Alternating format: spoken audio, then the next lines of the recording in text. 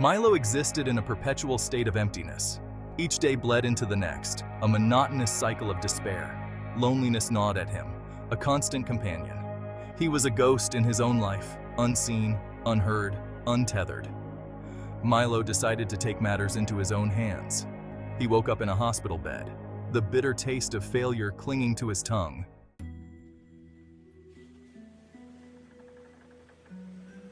The hospital walls felt like a prison, a stark reminder of his failure. One evening, as twilight cast long shadows across the room, Milo noticed something strange. A man in a rumpled hat stood at the foot of his bed, a cigarette dangling from his lips. Milo blinked, unsure if his eyes were playing tricks on him. When he opened them again, the man was gone.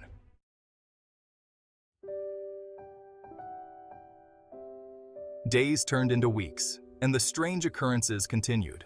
The smoking man reappeared, always at the edge of Milo's vision. One day, a new nurse, Jenny, entered his room. Her presence brought a glimmer of light into the darkness that had enveloped him.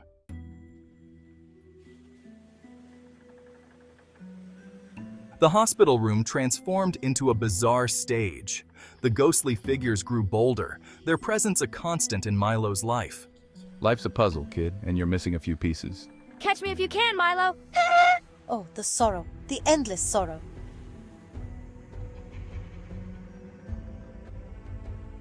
The fourth specter, Nova, was a jarring contrast. His energy was almost tangible, a buzzing current of lechery and unfulfilled desires.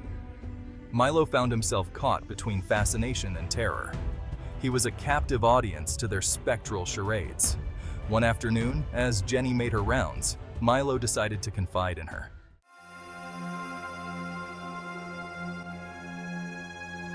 Jenny listened patiently, her eyes filled with concern. She spoke of hallucinations, of the side effects of trauma and medication. Milo wanted to believe her, but deep down he knew the truth. The ghosts, emboldened by Jenny's dismissal, grew more insistent.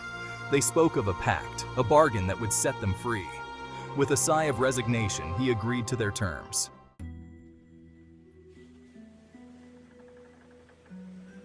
Find it, Milo, find my camera. Nova's voice, thick with spectral urgency, echoed in Milo's mind. The camera, according to Nova, belonged to a man named Panso, a figure from his past. Gotta give it back. Gotta set things right. Milo, bound by his promise, found himself thrust into the role of spectral errand boy.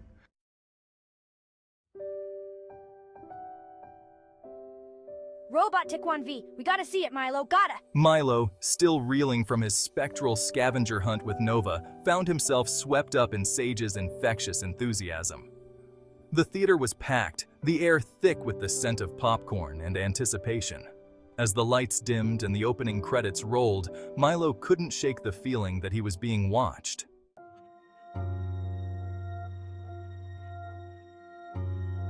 The open road, kid, the wind in your hair. Atlas's wish was a simple one, to find his old taxi and take it for one last spin. The search for the taxi led Milo to a dusty garage on the outskirts of town. The owner, a gruff man with eyes that held a lifetime of stories, led him to a corner where a faded yellow taxi sat.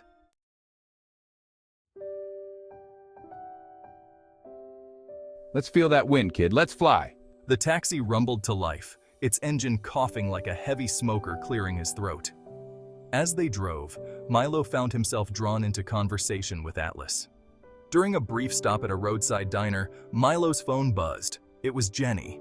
You sound happy, Jenny said, her voice barely a whisper.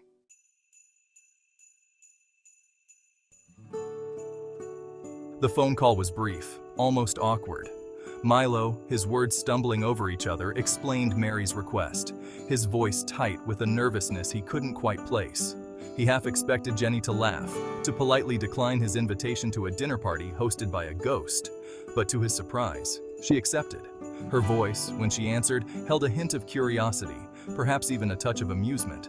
A home-cooked meal? You drive a mean bargain, Milo. I'll be there around 7. The hours leading up to Jenny's arrival were a blur of activity. Milo, fueled by a nervous energy he hadn't felt in years, tidied his apartment, the ghosts pitching in with spectral enthusiasm. Atlas straightened picture frames. Sage dusted shelves with phantom fingers.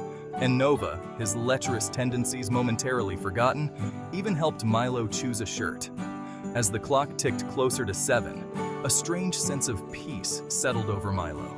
He was surrounded by ghosts, yes, but for the first time since their arrival, he didn't feel haunted. He felt accompanied. And as the doorbell rang, announcing Jenny's arrival, a single thought echoed in his mind. Maybe, just maybe, this was the start of something new, something real, something hopeful.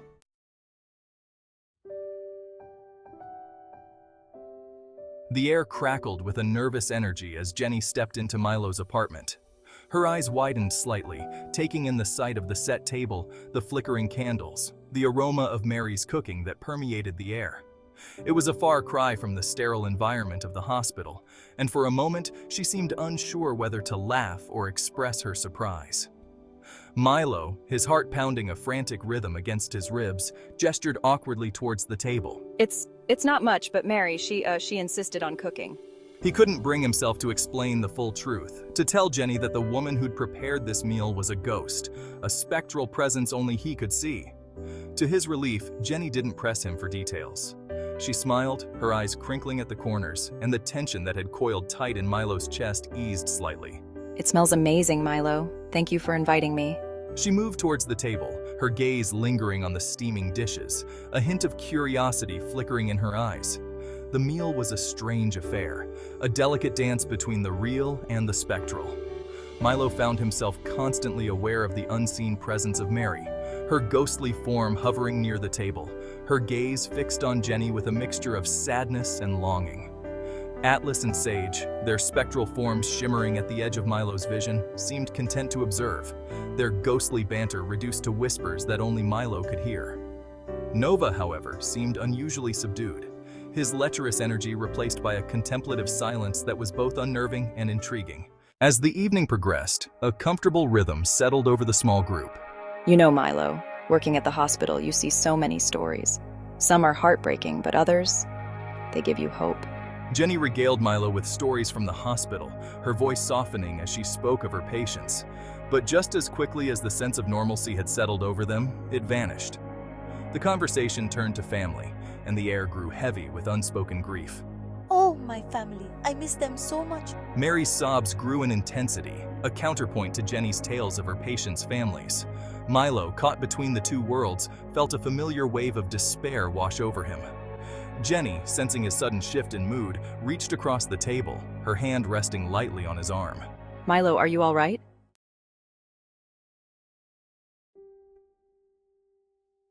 It's my father.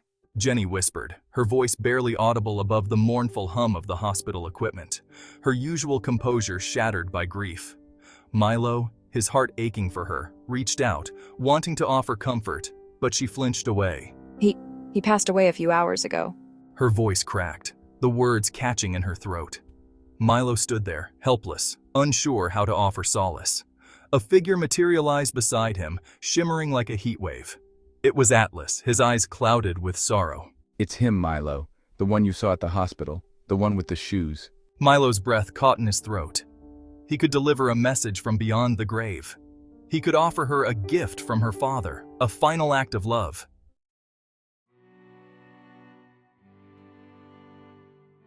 The hospital room, a space usually defined by the sterile scent of antiseptic and the hushed whispers of worried families, took on an ethereal quality. It was as if a veil had been lifted, revealing a world normally hidden from view. Milo, his heart pounding a frantic rhythm against his ribs, stood before Jenny, her grief a palpable presence in the air. He knew what he had to do, what Atlas was asking of him, but the words felt impossibly large, lodged in his throat like stones. He took a deep breath, the air catching in his lungs, and began to speak.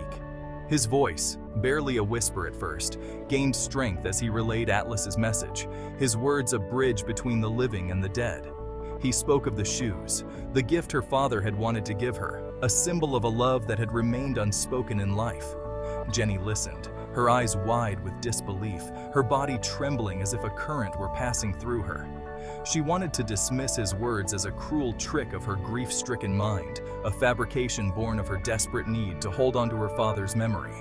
But deep down, a flicker of hope, fragile as a newborn star. ignited within her. Milo, drawing strength from the silent plea in Atlas's spectral eyes, reached into his bag and retrieved the shoes. They were worn, the leather cracked in places, but they held a strange beauty, a testament to a life lived and a love that transcended even death. As he placed them gently in Jenny's hands, he saw a glimmer of recognition in her eyes, a flicker of understanding that transcended words.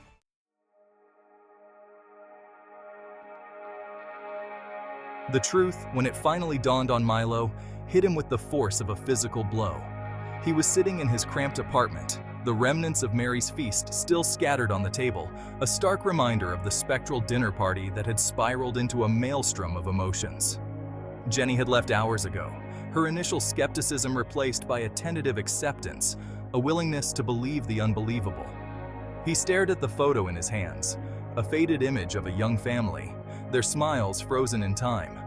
The picture had been tucked away in a box of his belongings, a relic from a past he couldn't remember. He'd always assumed it was a stock photo, a placeholder for the family he'd never known. But as he looked at the faces, the details he'd always dismissed as insignificant suddenly jumped out at him. The mischievous glint in the young boy's eyes, a mirror image of Sage's spectral grin, the woman's gentle smile, the same melancholic beauty that haunted Mary's features. The man in the fedora, his arm draped around the woman's shoulders, his eyes crinkled at the corners in a familiar expression of gruff affection. Atlas. And then, his gaze fell on the man standing at the edge of the photo, his hand resting on Milo's shoulder, a look of pride in his eyes. The man's features were obscured by a shadow, but even in the obscured image, Milo recognized the familiar tilt of his head, the way his smile didn't quite reach his eyes. It was the lecherous ghost, Nova. But in the photo, he wasn't a ghost. He was family.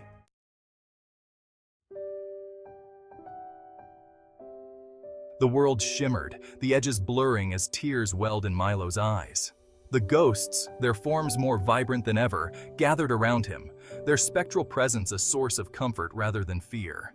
They were his family, his connection to a past he'd thought lost forever. And in that moment of profound realization, the weight of his grief, the despair that had haunted him for so long, began to lift. He understood now why they had chosen him, why their spectral journey had led them to his doorstep. They weren't seeking to torment him, to trap him in their ghostly realm. They were trying to guide him home, to remind him of who he was, where he belonged. And in helping them find peace, he had inadvertently found his own. Life, as Milo had come to learn, was a tapestry woven from joy and sorrow, love and loss, hope and despair. And even in the darkest of times, even when the thread seemed hopelessly tangled, there was always the possibility of redemption, of finding beauty in the broken pieces. He looked up at his family, their spectral forms bathed in the warm glow of the setting sun, and a profound sense of gratitude washed over him. He wasn't alone. He never had been. And as he embraced the future, a future filled with both the joy of newfound connection and the bittersweet ache of memories reclaimed, he knew that no matter what life threw his way, he would face it with a newfound strength, a resilience forged in the crucible of loss and tempered by the enduring power of love.